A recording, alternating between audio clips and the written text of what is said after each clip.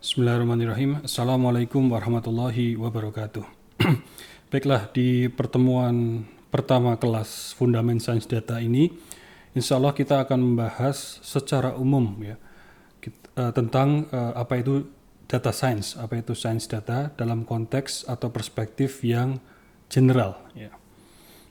Baik, jadi nanti kita akan mencoba membangun perspektif tentang data science secara umum dulu, kemudian nanti kita akan masuk ke beberapa hal yang sifatnya lebih teknis. Ya, jadi dalam bahasa yang sekiranya mudah dipahami, gitu ya, yang informal gitu, data science itu adalah ya upaya kita ya untuk mencari value ya, value dari data. Value ini maknanya luas tergantung konteks ya. Jadi kalau kita dalam konteks penelitian, value ini bisa jadi insight ya, yang mengarah pada temuan-temuan baru ya, atau temuan-temuan yang sifatnya punya kontribusi secara saintifik. Kemudian kalau ini konteksnya mungkin umpamanya ya dunia klinis, ini bisa jadi ya sesuatu yang membantu kita atau membantu seorang dokter untuk membuat diagnosis umpamanya.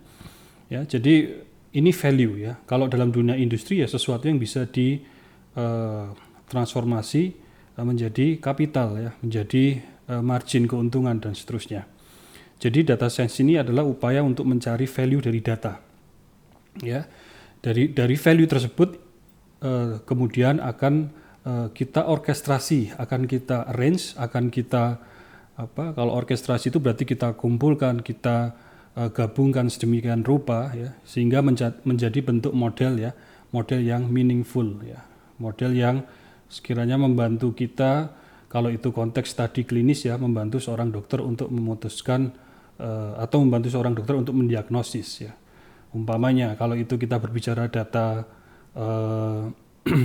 data cuaca yang membantu kita untuk membuat model untuk memprediksi cuaca. Nah, kalau kita berbicara dalam konteks saham ya, membantu kita untuk membuat model ya yang bisa memprediksi kita ini baiknya hari ini kita jual atau beli saham tertentu gitu.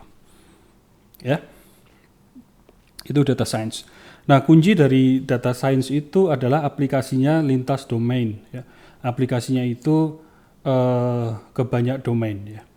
Jadi nanti bisa kita lihat sesungguhnya data science ini adalah kumpulan dari konsep-konsep yang bukan yang baru sesungguhnya ya, tapi kemudian konsep tersebut digabungkan ya, digunakan lebih ekstensif gitu, dan aplikasinya lintas domain. Nanti kita perlahan ke sana nanti. Oke, nah sekarang kita masuk ke konteks yang lebih teknis ya. Tadi berbicara value, nilai, insight dari data. Ini kita masuk ke level yang lebih teknis sedikit. Apa sih value itu ya? Gitu. Kalau tadi kita sudah berusaha melihat dari sesuatu yang general. Oh, itu bisa sesuatu yang membantu kita untuk membuat diagnosis gitu umpamanya, atau membantu kita untuk memutuskan jual atau beli saham tertentu ya, atau membantu kita untuk memprediksi cuaca dan seterusnya. Dalam bahasa yang lebih teknis, ya, value dari data ini adalah yang pertama bisa kita lihat di sini adalah pattern, ya, pattern atau pola-pola yang bisa kita lihat dari data. Ya. Jadi dari data set yang kita punya itu sesungguhnya, ya ini tidak semua ya, tapi bisa kita coba peras gitu kira-kira ya. Kemudian nanti kita lihat polanya, ini ada kecenderungan, oh ada semacam ini dan semacam itu ya. Kemudian ada struktur-struktur ya, contohnya adalah cluster. Clusternya adalah struktur grup atau kelompok-kelompok yang lebih kecil gitu dari satu grup besar dari yang kita punya di sebuah dataset ya. Umpamanya kalau dataset tersebut adalah 100 mahasiswa baru informatika ya, data tentang umpamanya daerah asal, kemudian mungkin ditambah mungkin ya tinggi badan, berat badan ya, data-data karakteristik gitu. jenis kelamin dan segala macam. Kemudian nanti kita ingin melihat klaster berdasarkan daerah asal. Oh, ternyata dari klaster daerah asal ini ada 3 saja umpamanya, berdasarkan pulau umpamanya ya. Ada klaster dari Sumatera, ada klaster dari Kalimantan, ada klaster dari Jawa. Ini klaster, kelompok-kelompok kecil ya, pola-pola yang bisa kita temukan di dataset ya. Atau kelas ya, kelas kategori. Umpamanya kita punya dataset ya, kembali ke tadi ya, yang diagnosis. Umpamanya kita punya sekumpulan pasien ya. Sekumpulan data dari sekumpulan pasien, umpamanya 50 pasien, kita coba catat rekam medisnya, mungkin tekanan darah, mungkin gula darahnya, kolesterol dan seterusnya. Ya. Kemudian dari karakteristik klinis tadi itu kita ingin coba lihat kelasnya, dia kategorinya umpamanya ya, berdasarkan hasil diagnosis dia masuk ke kelas diabetes ya, dia punya diabetes ya. Kemudian yang satunya lagi tidak punya diabetes. Jadi ini kelas ya, ada kategori ya dan tidak, lulus dan tidak lulus, hitam dan putih ya umpamanya. Jadi ini kelas di sini lebih banyak sesuatu yang sifatnya kualitatif ya. Seperti tadi saya sampaikan ya dan tidak, on off ya. Kalau saklar on off itu sesuatu yang sifatnya kualitatif ya. Jadi kelas. Atau di sini lebih teknis lagi ya. Ada yang disebut komponen ya. Di sini ada principal komponen. Komponen di sini sesuatu yang mewakili karakteristik lain yang ada di data. Jadi data itu seumpamanya kita mencatat rekaman klinis dari 100 pasien ya. Setiap pasien kita catat 10 karakteristiknya atau nanti kita sebut 10 variabel atau atribut. Ada tadi gula darah, ada kolesterol, ada macam-macam ya. Ada mungkin asam uratnya dan seterusnya ya. Ada berjumlah umpamanya 10 ya. Ada jumlah 10. Nah, komponen di sini maksudnya kalau yang disebut prinsipal komponen ini kita ingin melihat 10 tadi bisa tidak sih diwakili dengan komponen yang lebih ringkas. Ya, jadi jangan 10 bisa tidak diwakili dengan yang lebih ringkas. Oh, ternyata kita temukan prinsipal komponennya itu umpamanya cukup 5 saja, ini sudah mewakili informasi sebagian besar dari 10 karakteristik atau variabel yang dicatat tadi ya. Jadi instead of 10 ya, kita cukup 5 saja untuk mewakili 10 karakteristik atau variabel dari sekian banyak pasien tadi. Dan seterusnya ada juga yang disebut independent komponen ya. Seperti namanya di sini sama komponen tapi yang independen ya.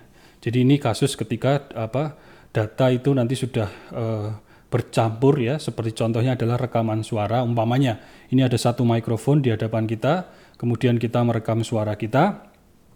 Orang lain di agak jauh dari kita juga sedang ngomong agak teriak, suaranya juga masuk ya. Jadi di mikrofon kita yang sedang merekam tersebut ada suara kita dan suara orang lain yang dari jauh sana. Nah, independent komponen di sini contohnya adalah bisa tidak dari rekaman tersebut kita pisahkan suaranya. Suara saya sendiri dan suara orang lain tadi yang agak jauh ya. Oke. Kita mulai tadi masuk agak teknis. Nah, tadi dari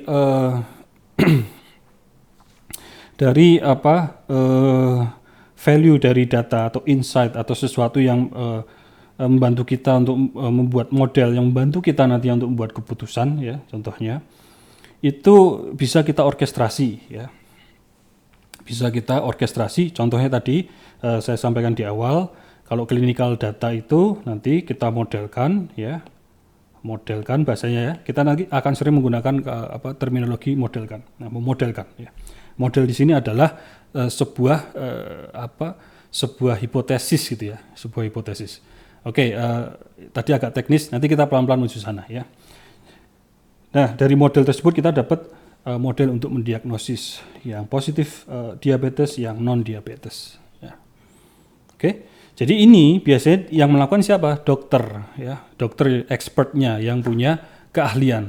Sekarang kita bertanya bisa tidak, ya, kita membuat model, ya, yang kira-kira mereplikasi prosedur dokter, ya, keahlian dokter tadi, ya tentu tidak semuanya ya. prosedur dan sebagian keahlian dokter tadi untuk mendiagnosis pasien diabetes atau non diabetes. Jadi ini apa yang coba kita bangun di sini ya. Model tersebut adalah replikasi sebagian cara berpikir, sebagian kecerdasan ya, kecerdasan dari expert di sini untuk mendiagnosis di sini clinical data sini ke dalam diabetes atau bukan diabetes. Ya. Oke, contohnya kalau ini biometrik data, ini mungkin sudah menjadi harian kita. Kalau di HP kita itu sudah ada mungkin dengan sidik jari, mungkin juga dengan wajah kita ya, untuk membuka HP ya cukup memperlihatkan wajah kita dan seterusnya. Jadi dari wajah kita tadi diekstrak datanya. Data di sini juga spesifik yang dicatat adalah biometrik data yang berkaitan dengan wajah kita ya atau sidik jari ya, pola-polanya tadi bisa dibaca. Di sini kalau wajah kita tentu ada polanya ya, yang bisa diekstrak ke dalam data-data yang bentuknya numerikal ya, sehingga bisa dikomputasi oleh komputer. Di sini kita mendapat model umpamanya, oh ya ini adalah model ini adalah wajahnya si A atau si B, karena ini adalah HP-nya si A, maka ya dia bisa dibuka ya. Contohnya seperti itu. Ya, ini sudah menjadi sesuatu yang ada di sekitar kita ya. Dan seterusnya atau dari data suara kita, kalau tadi biometrik yang sifatnya visual ya. Di sini umpamanya data dari suara kita itu bisa untuk memerintahkan ya, ini sudah sering ya, mungkin kalau di ada Siri, ada juga apa namanya satunya itu Alexa ya kalau tidak salah ya. Ya di berbagai sistem operasi mobile itu sekarang sudah dilengkapi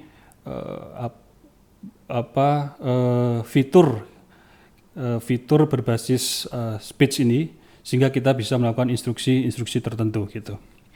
Ini umpamanya kita mengambil foto contohnya ya. Jadi berdasarkan instruksi dari suara kita. Ya, kita bilang umpamanya ambil foto atau take picture gitu. Kemudian dikenali sebagai instruksi take picture, maka HP tersebut kemudian mengambil gambar. Ya. Jadi di sini adalah dari speech data, ya, diekstrak, ya, dapat data di sini apa? Ya, ini kita pelan-pelan masuk ke teknis. Itu adalah nilai-nilai numerik, ya. Nilai-nilai numerik kemudian dimodelkan, ya, dapatlah. Ini dipahami bahwa yang tadi yang disampaikan adalah perintah untuk mengambil gambar atau apapun itu, maka kemudian dilakukan di HP tersebut. Ya. Dan seterusnya ya, ini contohnya di dunia retail. Ya. Jadi di dunia retail itu biasanya ya, kalau di minimarket, supermarket atau yang lebih besar, naruh barang di gudang itu mahal ya. Jadi kita nggak bisa sebagai, kalau teman-teman umpamanya yang punya sebuah minimarket atau supermarket ya, itu tidak bisa asal stok. Umpamanya saya stok susu bayi sebanyak sekian box di awal tahun, itu tidak bisa asal-asalan. Kenapa? Karena pertama setiap produk itu ada masa expiry dates-nya ya, yang kapan itu bisa dimakan gitu ya. Jadi nanti takutnya sudah tidak bisa dimakan kalau kita stok terlalu awal dan tidak laku contohnya.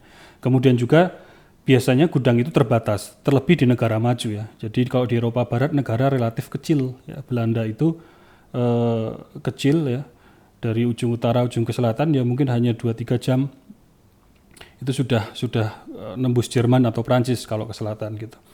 Jadi di negara-negara yang maju tapi relatif kecil ya, itu biasanya memang harus punya strategi khusus dalam menaruh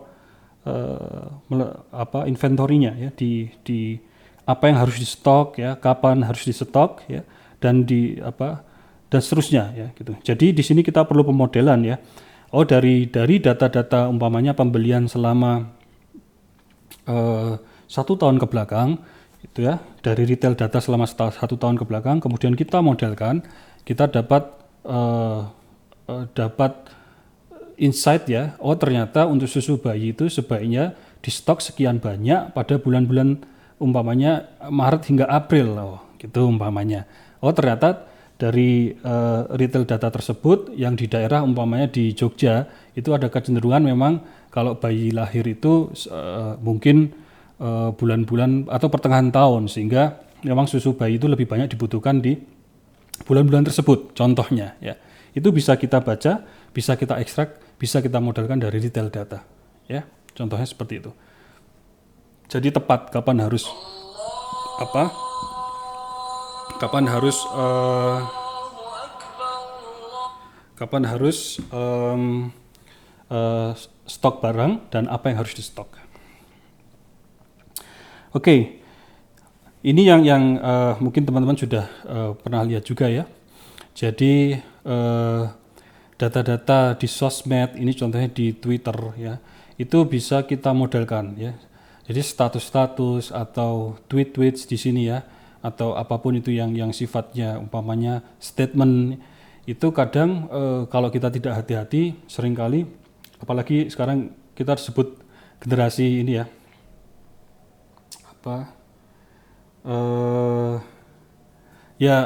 ya katanya itu lebih banyak hanya baca headline gitu, tidak isinya gitu.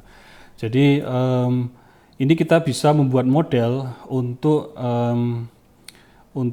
memisahkan ya, ini klasifikasi tadi ya, untuk membedakan mana yang hoax, mana yang bukan. Jadi dari tweets data ini, dari data-data teks tadi itu bisa kita modelkan sedemikian rupa sehingga outputnya adalah model dia hoax atau bukan hoax. Oke, ini juga contoh dari dunia keamanan jaringan ya, keamanan jaringan ini.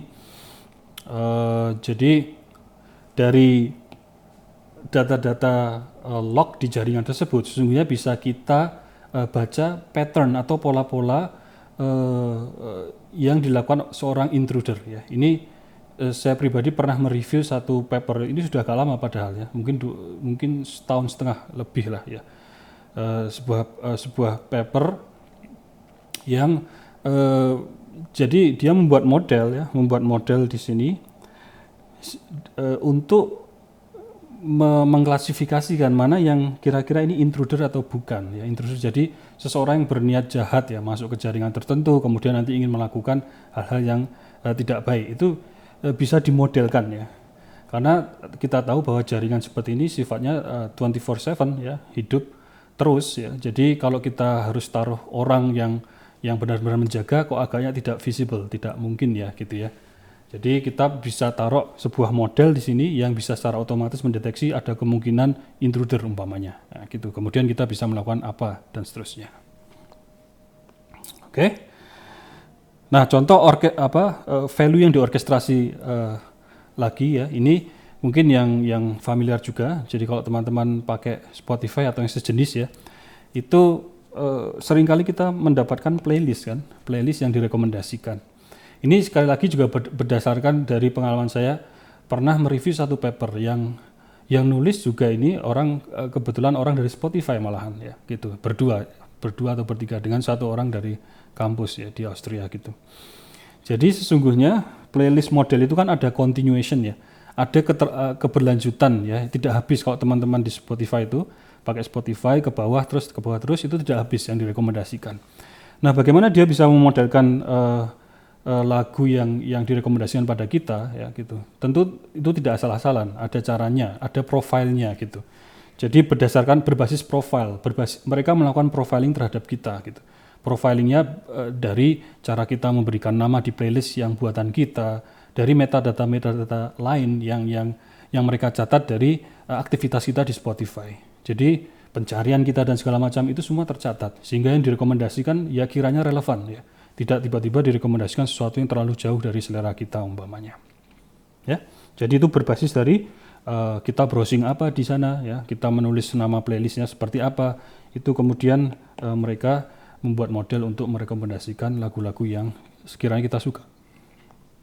Ya, baik. Nah, sekarang kita lihat bentuk data yang zaman sekarang ya, zaman now gitu.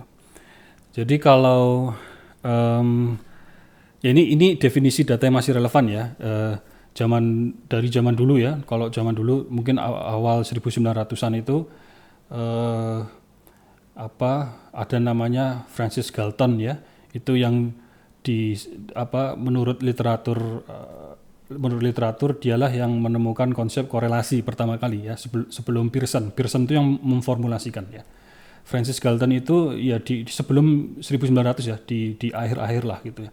Itu mencatat data ya, dia mengamati biji tumbuhan gitu, biji tumbuhan antara induk dan offspringnya atau anaknya gitu. Nah di situ dia catat kemudian dia lihat ada dianalisis lah, ada polanya gitu. Pola tersebut yang mendasari ada konsep yang disebut korelasi gitu. Nah di sini poin saya adalah data ya sedari dulu hingga sekarang gitu ya, ada definisi yang relevan adalah sesuatu yang berdasarkan sesuatu yang kita observe ya, sesuatu yang kita lihat, seperti yang dilakukan Francis Galton tadi. Dia mengamati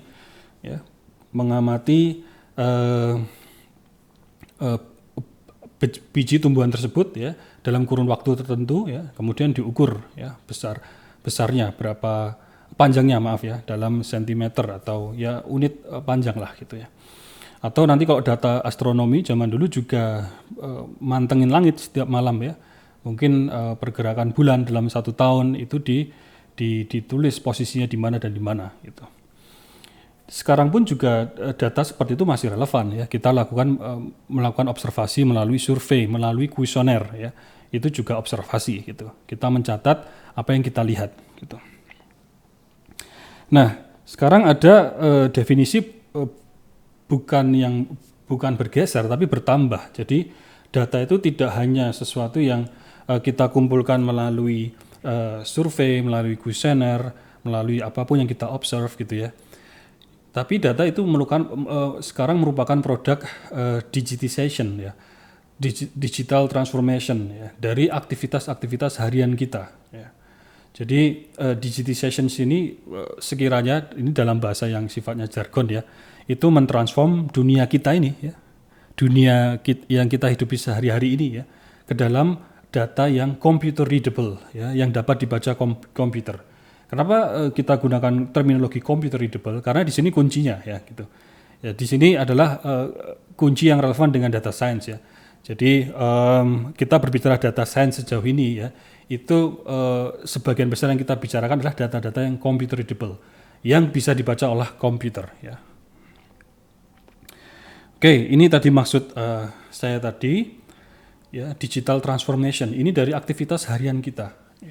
Instagram ya, sosmed saja ada berapa kan ya gitu. Dari Instagram itu ada 49.000 foto yang diupload ya. Ini kalau tidak salah data 2018 ya. Mungkin sekarang semakin meningkat. Hampir 4 juta pencarian Google ya, 4 juta lebih YouTube streaming, 473.000 tweets ya di Twitter, hampir 13 juta teks yang dikirim ya, ini nampaknya di WhatsApp juga ya. Ada 750.000 Spotify stream, bayangkan ya. Ini yang luar biasa, 156 juta email yang dikirim ya. Gitu. Ada 154.000 telepon melalui Skype. Sekarang Zoom ya. Ini 2018 ya, kita belum dengar Zoom. Sekarang Zoom itu luar biasa ya. Nah, ini adalah data zaman now ya. Ini adalah data zaman now. Menariknya ya, teman-teman semua, ini bukan akumulasi dari awal hingga hari ini, bukan, atau hingga 2018 ketika data ini dicatat.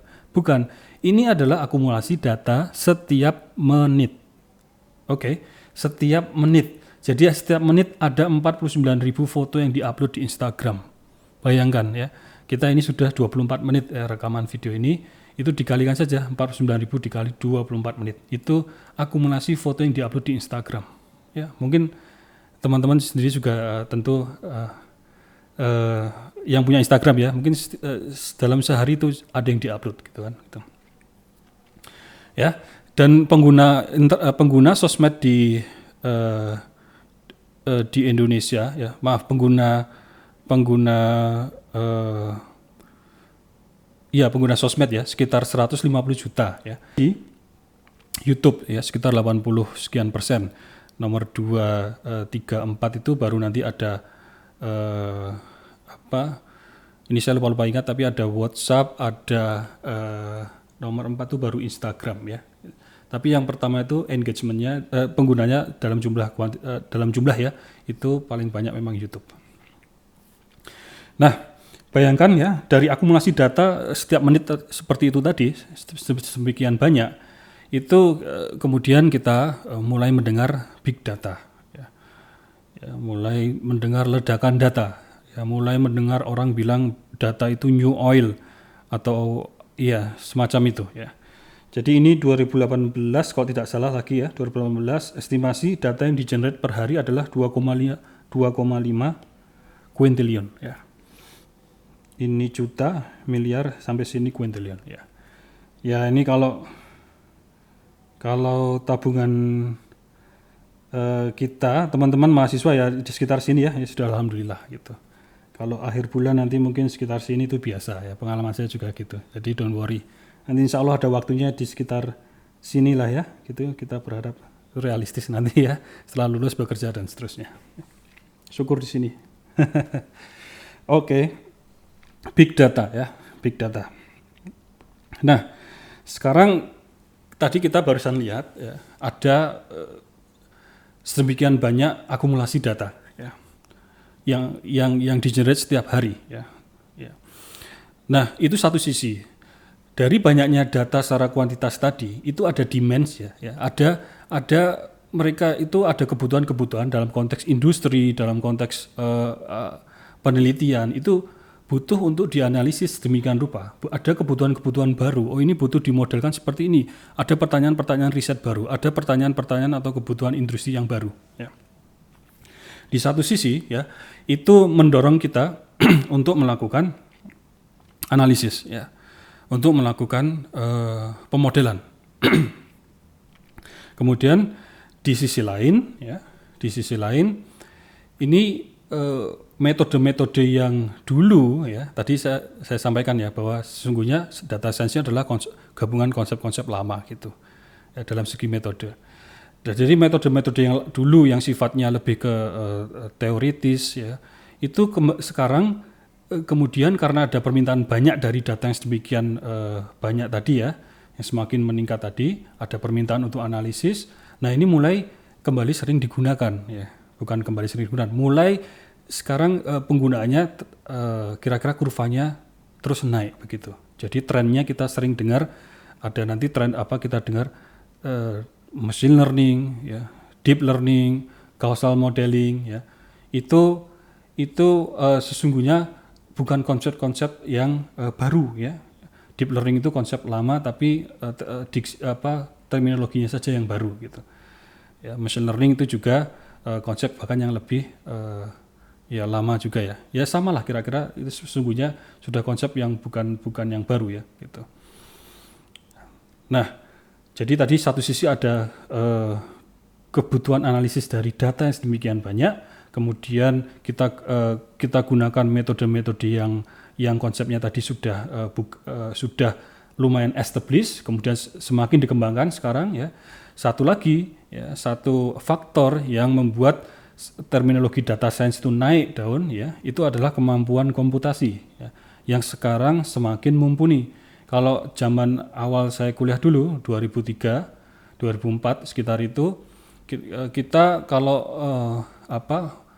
memodelkan jaringan saraf tiruan atau itu kan embrionya deep learning ya, itu hampir tidak mungkin ya, kita hanya menggunakan tulis tangan hanya satu iterasi pemodelannya, kira-kira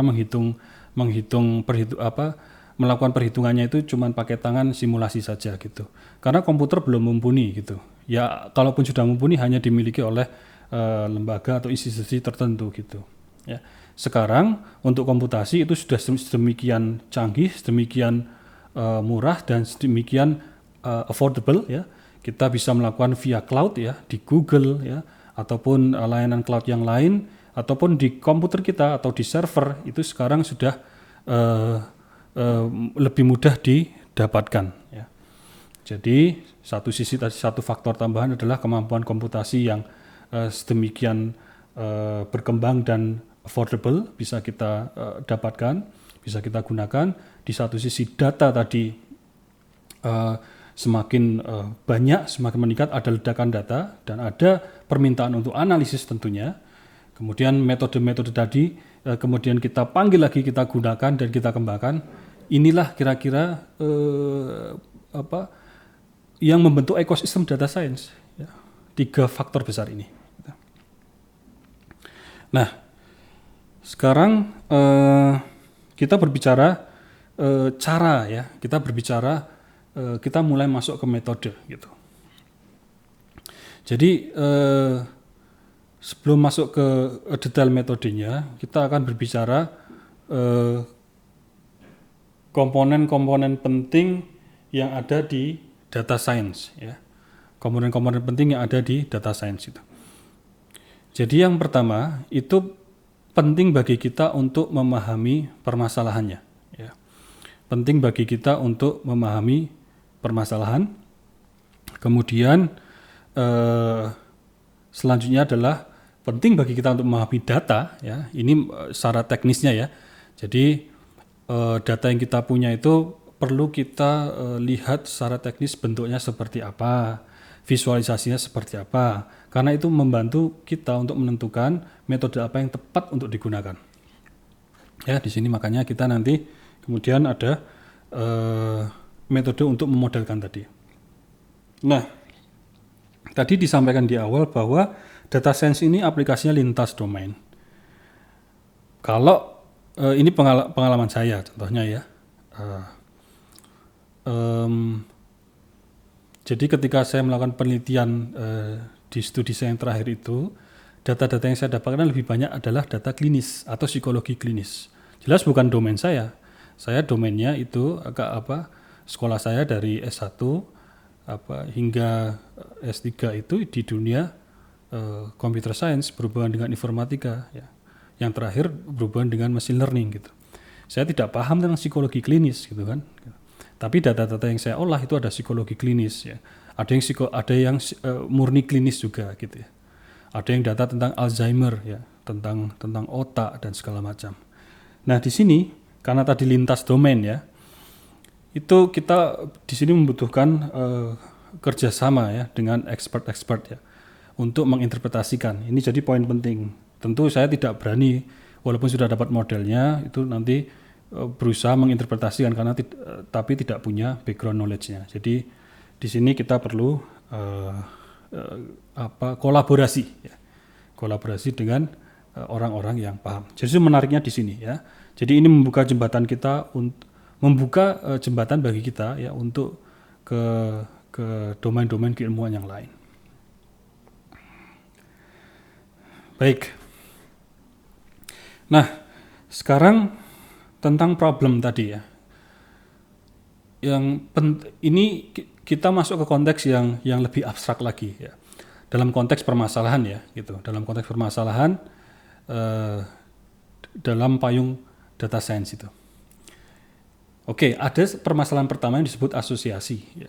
Ini mungkin ini konteks yang ini ya, konteks yang general dan lebih filosofis sebenarnya. Ya. Ada permasalahan disebut asosiasi ya. Jadi asosiasi apa di sini? Ya, asosiasi itu kan seperti hubungan ya. Hubungan apa di sini? Di sini adalah asosiasi antara Y dan X. Nah, kita di sini ya. Nanti teman-teman mungkin ada yang sudah familiar, ada yang belum familiar. Kita biasa menotasikan atau menyebut input variable ya. Ketika konteksnya clear ya. Input variable itu kita notasikan dengan X. Ya, Y itu kita sebut sebagai output variable. Ya, untuk merepresentasikan, untuk mempersingkat biasanya gitu. Nah, asosiasi di sini adalah asosiasi antara input dan output. Maksudnya apa? Di sini adalah permasalahan di sini adalah kita diberikan input ya. Kita melihat input data, kita melihat data tertentu, kemudian kita tertarik outputnya apa, target variabelnya apa. Jadi ini adalah, sekarang kita masuk agak teknis, X ini adalah variabel, saya pakai terminologi variabel ya. Kita lihat input variabelnya apa, kemudian kita putuskan Y-nya apa, output variabelnya apa, atau target variabelnya apa. Contohnya, ya seandainya tadi kita berbicara ke model untuk yang diabetes tadi. Nah, inputnya bisa jadi X tadi adalah data-data klinis, rekaman rekaman medis dari seorang pasien tadi ya. Jadi X-nya adalah umpamanya gula darah, tekanan darah dan seterusnya. Nah, setelah kita lihat X-nya, kita amati X-nya, dia Y-nya apa? Di sini Y-nya contohnya adalah dia diabetes atau bukan. Nah, itu adalah target variable, output variable-nya, kelasnya di sini. Oke. Jadi asosiasi antara kalau inputnya seperti ini, outputnya seperti apa? Kalau rekaman klinisnya seperti itu, outputnya diabetes atau bukan diabetes. Ya, kalau inputnya adalah data transaksi saham selama seminggu ke belakang seperti ini, ya, maka Y-nya adalah keputusan kita jual atau beli sahamnya, gitu. Ya, ini adalah notasi dalam bentuk probabilitas, ya, P, ya. Ini adalah probabilitas. Apakah kita menghitung probabilitas? Ini motivasinya iya. Jadi kita menghitung, ini sebenarnya statement, ini pertanyaan. Ya, seberapa mungkin sih kita melihat Y, ya. Seberapa mungkin ya kita target atau output variabelnya adalah ya dia diabetes. Ya. Ketika diberikan rekaman medis sekian. Ya. Jadi ini adalah statement. Dibayangkan gitu ya. Ini adalah conditional. Nanti ini akan kita pelajari di pertemuan kedua lebih detailnya. Tapi ini statement yang lebih nyaman dan lebih sering digunakan di konteks machine learning, deep learning ya. Ya. Jadi sekarang kita kembali ke asosiasi tadi. Asosiasi hubungan antara X dan Y. Diberikan X, Y-nya apa? Diberikan rekam medis seperti tadi, Y-nya apa? Ya. Diberikan transaksi saham tadi, Y-nya apa? Diberikan data cuaca selama seminggu belakang, hari ini hujan atau tidak? Ya. Diberikan data retail selama setahun ke belakang, kemudian kapan kita harus stok popok umpamanya, atau stok susu bayi dan seterusnya. Oke? Nah, di sini tipikal datanya adalah hasil observasi, hasil melihat. Kita tidak melakukan apapun terhadap datanya. Kita hanya mencatat apapun itu yang terjadi di lapangan. Oke? Ya, ini nanti teman-teman bisa baca contoh-contoh pertanyaannya. Gitu ya. Nah, oke, ini di contoh lagi ya. Tadi sudah saya sampaikan ya. Tadi status pasien ya. Bagaimana status pasiennya berdasarkan hasil pemeriksaan klinisnya dan seterusnya. Ya. Atau ini berapa harga rumah ya, diprediksi harga rumahnya berdasarkan luas rumahnya dan seterusnya. Ya. Yang kedua itu adalah intervention. Ya. Kalau tadi adalah asosiasi antara X dan Y, sekarang kita perhatikan notasinya di sini berubah. Ya, permasalahannya berubah. X itu dimanipulasi. Manipulasi di sini artinya kita ubah. Kita ada intervensi, kita melakukan sesuatu. Kalau yang tadi seeing, kita hanya observasi, data tidak kita rubah. Ya.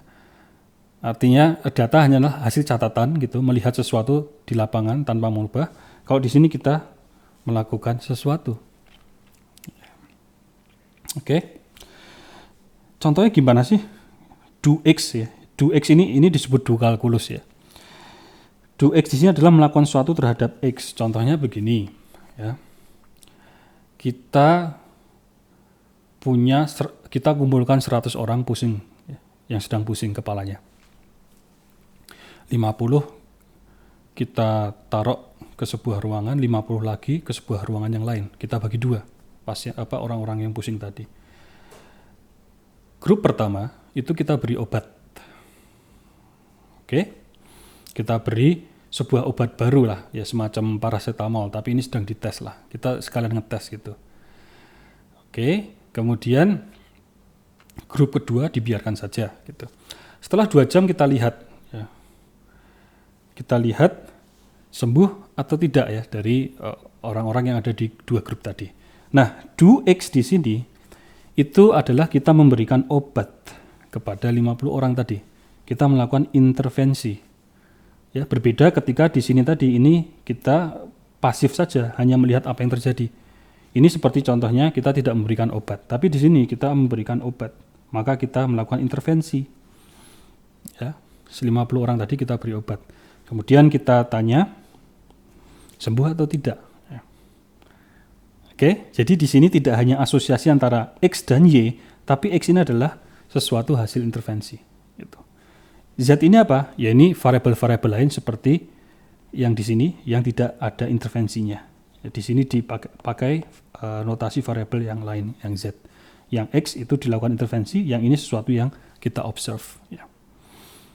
Oke, ini disebut permasalahan yang intervention. Ya. Datanya pun adalah data hasil intervensi. Seperti tadi, yang saya ceritakan barusan, 50 dikasih obat, 50 tidak, itu sering disebut sebagai randomized control trial. Ya. Randomized control trials. Itu lumrah di dunia klinis ketika menguji obat-obat yang baru atau terapi atau treatment-treatment yang baru. Efektif atau efisien dan tidaknya, itu biasanya diuji dengan RCT. Oke. Ya. Nanti bisa, ini tadi contohnya ya. Kalau kita beri obat, sembuh tidak, dan seterusnya. Ya. Kalau saya lari 3 km per hari, apakah saya akan turun berat badannya? Nah, ini ada do X-nya di situ. Ya. Oke. Nah, selanjutnya, bentar. Ini sudah intervention tadi. Oke. Nah, selanjutnya adalah counterfaktual. Ya. Counterfaktual. Faktual itu fakta, data, counter itu sebaliknya. Apa maksudnya? Di sini, kalau tadi yang pertama adalah asosiasi antara X dan Y, yang kedua intervensi ya, terhadap X, kemudian kita lihat Y-nya apa. Sekarang kita lihat counterfaktual, sesuatu yang berbeda ya, berbeda sebaliknya begitu ya, dengan fakta atau data yang kita punya. Ini sifatnya membayangkan, menariknya di sini ya, retrospection ya. Jadi kita membayangkan sesuatu yang tidak ada datanya. Contohnya apa? Ini contohnya begini. Kita lihat notasinya. Jadi ini sebenarnya intuitif ya. Setelah notasi ini, garis yang tegak ini adalah yang kita punya. Lihat, yang kita punya adalah X dan Y, menariknya di sini. X itu adalah input data ya. Kita juga punya outputnya sudah ada. Jadi contohnya X prime ya, ini prime seperti ini prime.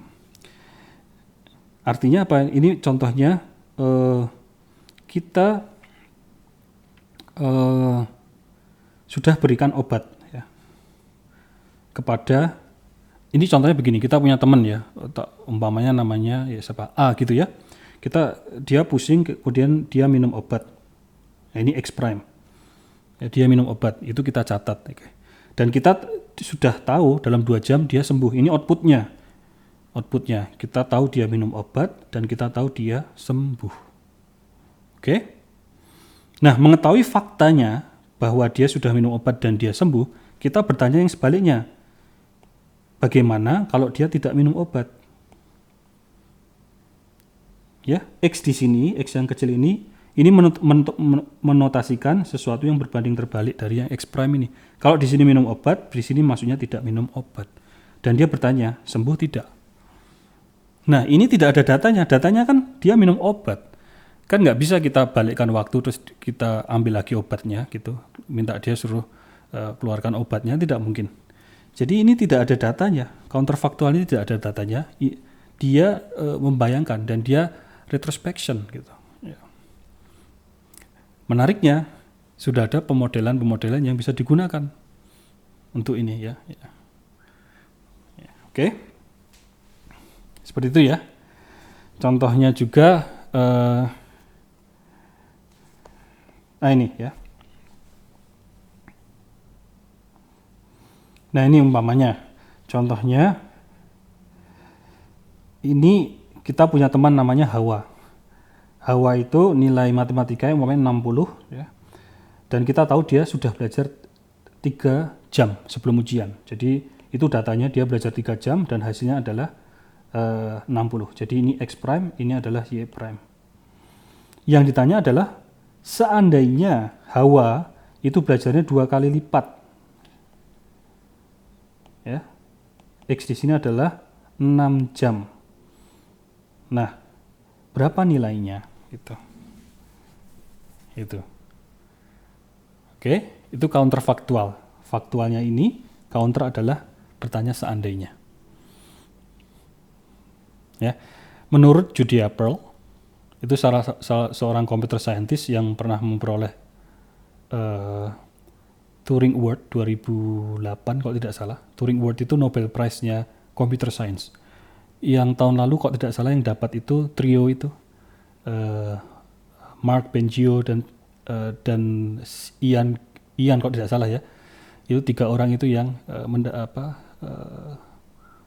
pelopornya deep learning. Ya. Itu dia mengatakan, Judy Appel itu mengatakan dalam bukunya ya, counterfaktual itu mewakili sesungguhnya mendekati reasoning manusia yang selalu bertanya bagaimana jika ya gitu. Selalu bertanya why ya. Ya. Jadi pertanyaannya tidak hanya tentang apa tapi mengapa gitu ya. Itu pertanyaan yang relevan direpresentasikan dengan counterfaktual ini gitu. Ya. Oke, sekarang metodologi untuk memodelkan tadi. Ya, tadi kita sudah lihat ada asosiasi, ada intervensi, ada counterfaktual. Ya. Nah, sekarang kita masuk ke metodologinya ya. Untuk yang asosiasi tadi, itu kita bisa menggunakan machine learning dan deep learning. Ya. Untuk permasalahan-permasalahan yang asosiasi tadi, kita bisa menggunakan machine learning dan deep learning. Di fundament science data ini, kita akan fokus ya untuk pemodelannya ya. Untuk pemodelannya adalah machine learning. Kalau teman-teman tertarik nanti ambil deep learning di mata kuliah pilihan. Oke, jadi kita ini adalah ilustrasinya secara simple. Ada data yang kita observasi ya, karena asosiasi tadi kan adalah hasil observasi, bukan hasil intervensi. Data-data yang kita observe, kemudian kita modelkan dengan machine learning atau deep learning, dapatlah model. Ya, ini sengaja memang kita melihat dari perspektif yang lebih umum dulu gitu ya. Tentang data science itu. Jadi di sini saya sebutkan juga deep learning dan juga nanti causal modeling. Nah, teman-teman dari tadi kita berbicara model ya, model dan seterusnya. Secara teknis itu seperti apa? Jadi ketika kita melakukan pemodelan ya, secara teknis itu sebenarnya ya ini data kita sebagai input, kemudian kita punya kebanyakan ya model di machine learning dan deep learning itu adalah fungsi matematika. Ya. Kebanyakan ya, ada juga yang lebih ke algoritma banget ya. Lebih ke algoritma, maksudnya adalah kumpulan step by step gitu. Tapi ada juga yang dia benar-benar langsung fungsi matematika. Di sini saya ambil yang sebagian besar ya. Jadi kita sebutkan di sini adalah model itu adalah sebenarnya fungsi matematika yang mentransform. Fungsi ya dalam konteks kalkulus itu sesuatu yang mentransform kan? Input ke output. Simpelnya seperti itu. Himpunan input ke himpunan output. Itu bahasa teorinya di kalkulus ya. Ya, seperti ini juga. Jadi model di machine learning dan deep learning itu adalah sebuah fungsi yang mentransform input ke dalam menjadi output atau model yang kita cari. Ya, ini contohnya tadi ya. Jadi kalau data kita tadi itu nanti ada X dan Y ya, ada informasi inputnya dan ada informasi target variable atau output ya. Ya. Nanti kita masukkan ke machine learning ya. Nanti kita mulai mengenal ada istilah supervised dan unsupervised ya. Nanti kita pelajari di pertemuan setelah pertemuan ke-6 insya Allah kalau tidak salah ya, setelah pertemuan ke-6 itu kita masuk ke supervised learning ya. Jadi ini gambaran dulu ya, kita belum masuk detail hari ini, tapi ada yang namanya supervised learning. Nanti detailnya kita pelajari setelah pertemuan ke-6 kalau tidak salah. Ya, kita punya data, ada supervised machine learning, kemudian nanti kita punya model. Gitu. Kenapa di sini kita ada plot 2 dimensi seperti ini? Memang lebih nyaman ya. Bahasa yang nyaman untuk merepresentasikan model-model di machine learning atau deep learning itu adalah ya bahasa matematika gitu. Jadi lebih nyaman kita merepresentasikannya ya. Bahkan dalam konteks tertentu banyak peneliti yang ingin membuktikan ya. Karena itu perlu pembuktian, bahasa yang paling nyaman adalah bahasa matematika gitu. Oke, ini contoh-contoh nama algoritmanya, ya, nama metodenya, nama pemodelannya ya, dan seterusnya. Oke, kita belum masuk detail banget ya. Jadi ini sekedar wawasan, ada nama-namanya supervised learning dan tadi ada linear regresi dan seterusnya. Ini juga data-data contohnya dari Twitter, clinical assessment, ya, jumlah jam belajar dari mahasiswa. Kemudian ini ada masih supervised learning, ya, berbeda dengan yang tadi. Kalau ini sifatnya prediksi nilai, ya, apa yang diprediksi, umpamanya adalah harga rumah, ya, kenaikan berat badan, X-nya apa? X-nya di sini adalah luas rumah atau kalori yang dimakan, ya. Di sini contohnya inputnya adalah tweet atau clinical assessment, outputnya adalah hoax atau bukan ya kalau Twitter tadi, diabetes atau bukan kalau clinical assessment, dia lulus atau tidak lulus kalau ini jumlah jam belajar ya contohnya. Dan ini contoh metode-metode yang bisa digunakan untuk klasifikasi ya, klasifikasi ke dalam hoax atau bukan hoax. Ya, ini kelas ya, kelas diabetes atau bukan kelas dan seterusnya. Yang tadi itu prediksi, yang ini klasifikasi, nama-nama algoritmanya ya. Logistic regression, naive Bayes classifier, ada random forest, SVM. Ya. Oke. Nah tadi machine learning, sekarang ada deep learning. Ya. Ini kita tidak membahas nanti di mata kuliah ini, tapi secara umum ini sebagai wawasan di awal supaya kita bisa membangun pemahaman yang komprehensif. Ya, yang lebih menyeluruh gitu ya, itu kita ya tidak ada salahnya kita melihat hubungan deep learning dan machine learning juga. Ya, jadi kita melihat di sini sesungguhnya dia mencoba menyelesaikan permasalahan yang secara konsep abstrak itu sama. Ya, di sini contohnya klasifikasi. Ya. Berbedanya apa? Biasanya deep learning itu datanya lebih kompleks. Ya. Data-data seperti image, video itu kan kompleks, secara ukuran besar. Ya, video itu lebih panjang ya, direkam ya, lebih kompleks lah gitu ya. Di sini kita menggunakan deep learning untuk mengklasifikasikan ya, umpamanya image dari gambar yang dimasukkan ini fotonya si A atau bukan, video yang dimasukkan ini video di video ini ada si A atau tidak dan seterusnya. Oke. Ini nama-nama modelnya ya, sebagai wawasan dulu ya. Oke, tadi ada supervised, ada juga unsupervised. Nanti kita bahas setelah UTS insya Allah di pertemuan ke-15 ya, setelah UTS, setelah ujian MIT. Jadi ada input, kalau tadi ada X dan Y, di sini kita tidak punya target variable. Yang kita cari adalah tadi ya, seperti cluster, ya, struktur-struktur komponen, principal komponen, independent komponen, itu yang kita lakukan di unsupervised. Ya. Kalau di supervised itu adalah prediksi dan klasifikasi. Di unsupervised itu maka kita perbedaannya adalah tidak punya Y di sini, maka kita lakukan, yang bisa kita lakukan adalah melihat cluster, pola-pola tertentu ya, seperti komponen yang principal, komponen yang independen dan seterusnya. Dan ini nama-nama modelnya. Oke. Ya. Dan ini sama juga untuk deep learning, kita juga punya unsupervised deep learning. Ya, ini nama-nama modelnya. Oke. Ini tadi di awal sebenarnya sudah kita lihat secara umum ya. Dan ini contoh ilustrasi dari contoh aplikasi machine learning ya. Jadi kita buat classifier ya, model machine learning untuk mengklasifikasikan. Inputnya adalah email ya. Di email tersebut ada spam, ada yang bukan spam, ada yang spam ya. Masuk ke sini kemudian diklasifikasikan, yang tidak spam masuk ke inbox, yang spam masuk ke folder untuk spam ya. Ini sering kalau di email bukan email yang Google ya, biasanya email yang kelola sendiri ya. Kalau di kampus saya beberapa waktu yang lalu itu mereka masih pakai classifier menggunakan naive Bayes ya.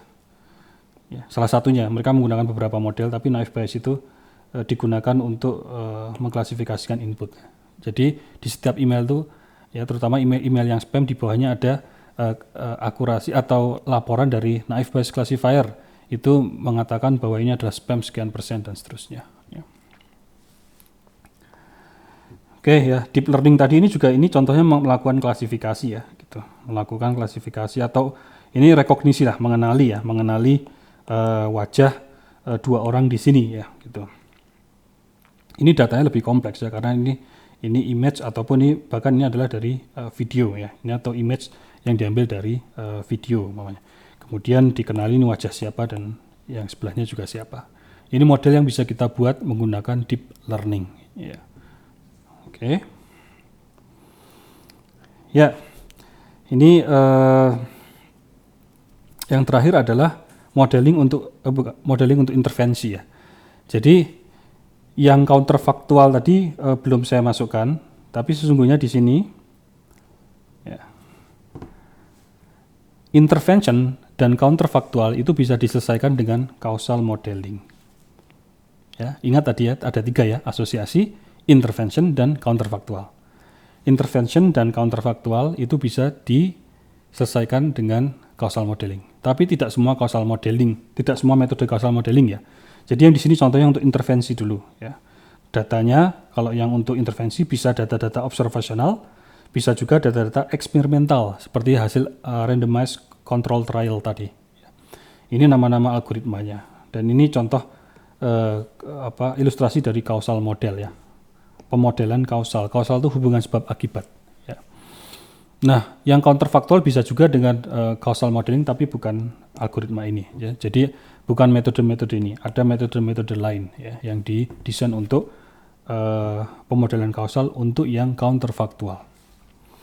Ya, jadi ini ilustrasinya seperti X menyebabkan Y, Y menyebabkan Z.